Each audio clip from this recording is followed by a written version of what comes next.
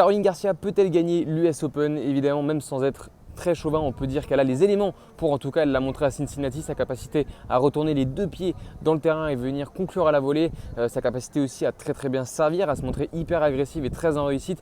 On a fait dégoupiller plus d'une ces dernières semaines et même ces derniers mois. Maintenant il faut tempérer en rappelant qu'évidemment tout ça, tout ce qu'elle a mis en place avec son nouvel encadrement, son nouveau coach reste assez récent et que pour gagner un grand chelem il faut que les planètes soient alignées, d'autant plus qu'elle a un parcours potentiel et un tableau assez compliqué puisqu'elle pourrait retrouver Haddad Maia, la brésilienne, dès le troisième tour, potentiellement Maria Sakkari ou Alison Risque en huitième de finale. Et on sait par exemple qu'elle est menée 3-0 dans ses face-à-face avec Alison Risque, dont une dernière défaite à Nottingham. Ensuite, ce serait potentiellement Simona Halep, que je vois comme une des favorites. Donc c'est sûr que ça risque quand même d'être compliqué pour Caro, qui sera une outsider à l'US Open. Mais attention à ne pas forcément s'emballer et à la placer au-dessus de ce qu'elle pourrait tout simplement être en capacité de faire à très court terme.